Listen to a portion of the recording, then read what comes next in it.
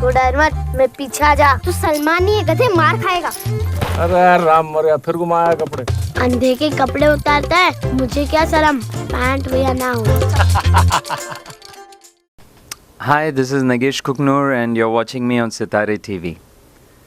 Hello everyone, welcome back to Sitaarre TV. Today we are with one of the most versatile actors, producer, director, screenwriter, Mr. Nagesh Kukunoor, all the way from India promoting his latest movie. It's such an honor to have you here with us today. How are you doing? Glad to be here. So let's start with your new movie. Tell us a little bit about it. The film's about an 8-year-old blind boy and his older sister, and they live in a really, really remote village in Rajasthan. Okay. And like children do, the sister promises the brother that by the time he turns 9, he'll get his eyesight back.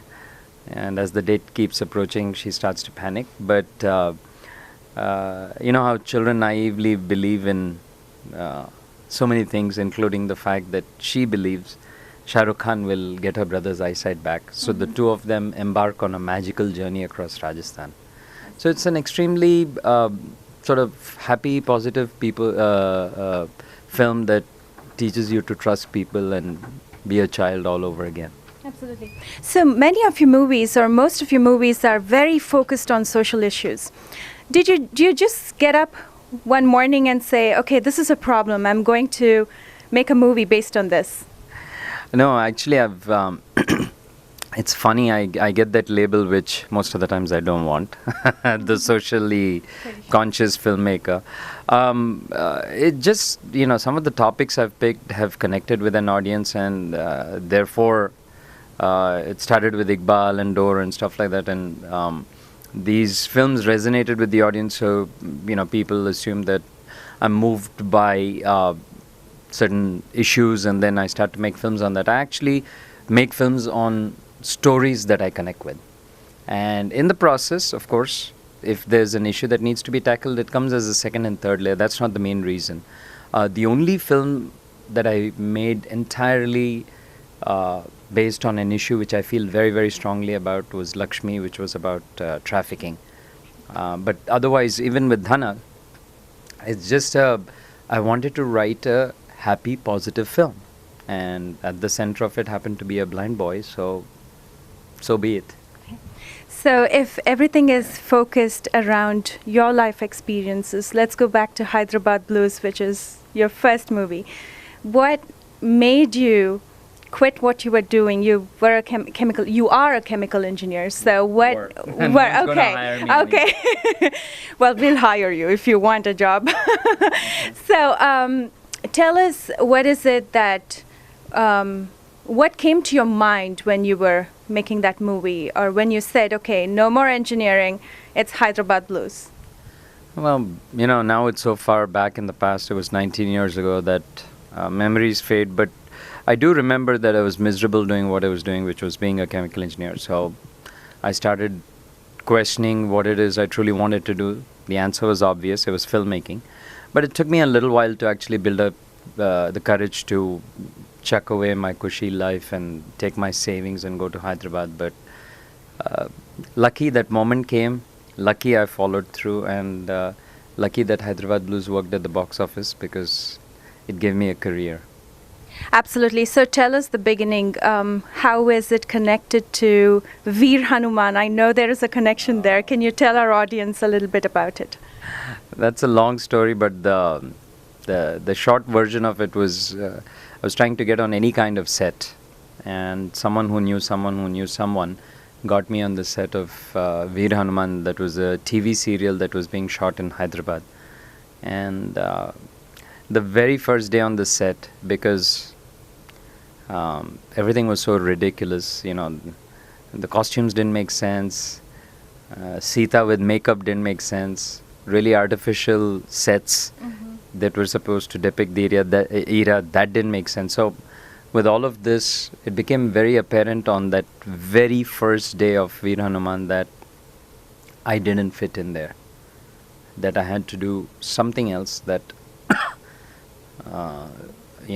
made sense to me, the kind of background I came from, or wanted to at least at that point. And in the totally depressing space of Veer Hanuman, I sat and wrote Hyderabad Blues, and that's how my journey began. What do you look for in actors? Because I think that's a crucial part of any movie, you know, the team. What is it that you look for in there? You know, it's a very instinctual thing. If you give different directors a similar situation, a certain character that they need to cast for, I'm sure they'd all end up with different actors. It's a very, very instinctual thing. What is right or what is wrong, I couldn't tell you. Sometimes you look at an actor. I look for honesty, just honesty on camera. And then the words that you've written just feel right coming out of the actor's mouth. It's as simple as that. And that's when you know you have your person. But it's a very, very instinctual thing. I couldn't exactly put my finger and say what it is that I look for in an actor. If there's one thing that you want people to know about you or leave behind, just one thing, what would it be? Oh, right now or after I'm gone? Let's say right now. Okay, good. Because after I'm gone, I really don't care. It's just that I like to surprise my audiences. I try not to make the same kind of film or films in the same genre even. I keep attempting different things all the time. So I would like my audiences to constantly be surprised. As in, you know, what is he up to now? Or what is Which we are, actually, with every single movie. That's the whole idea. At least I try very hard to challenge myself with every film to not be in a safe zone. So if the audience goes to it not knowing exactly what I'm going to do, I think I've done my job as a filmmaker. Of course, it becomes very, very challenging for distributors and producers because you can't exactly pin me down and say, oh, he makes films like this, because the films have been all over the place. Yeah. And I'd like to continue doing that. Other than shift in your career, what would you say is the biggest risk that you've taken so far? I think it's something I continue doing with every film, actually. I work a lot with unknown faces. Sometimes, like in a Lakshmi, I'm foolish enough to, again, put my own money into the movie. So I keep taking risks, obviously related to the movies. Otherwise, I think elsewhere I'm pretty conservative as a person. I don't mean conservative in terms of values and all that. I'm as a risk taker. Yeah, it's much more balanced. But when it comes to movies, I just go with my gut feel and don't really think about the consequences. Till the release, of course, then we all start to panic saying, "Arey, isko market kaisa kare?" I'm sure there's a lot of people who want to be like you. Now, do you have an idol? I have lots of idols, actually. I mean, as it relates to filmmakers predominantly.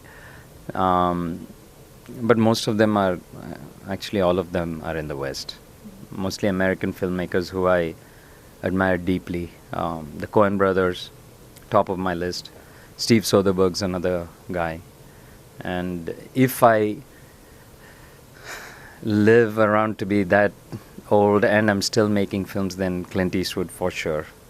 Because to be able to direct top-notch films even in your 80s, that would be just amazing. So I'd probably pick these three guys as someone I truly, truly admire in terms of how they continuously, especially the first two, how they continuously buck the system and keep doing different things. Now, there's a lot of viewers who are budding directors and screenwriters. What would your advice be to them? Same thing that I told myself all those years ago, to sort of pick up the courage to make the shift, which is it's Nike's slogan. It's not original. Just do it. Yeah, because there's no magic formula. There's nothing. You know, all those cliches exist and are true. Follow your passion, and don't listen to others. Follow your instinct. But the bottom line is just do it. I guess that's the true spirit of an entrepreneur. I think so. I think it's easy to find a whole bunch of excuses for things when they don't work, and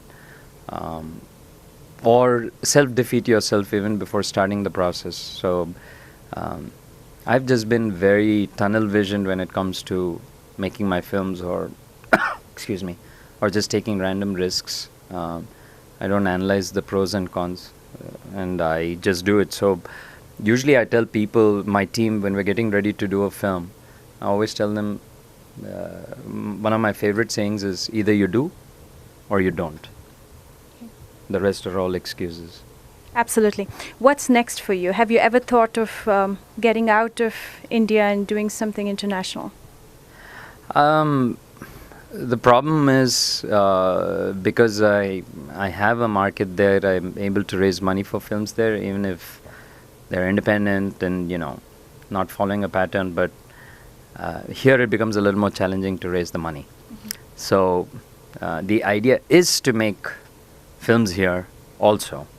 And I think a little later this year, I might be making my first feature here. So let's see. Well, as part of Sitaarre TV, we would like to thank you. What an honor to talk to you today. Thank you so much. My pleasure. Sitaarre.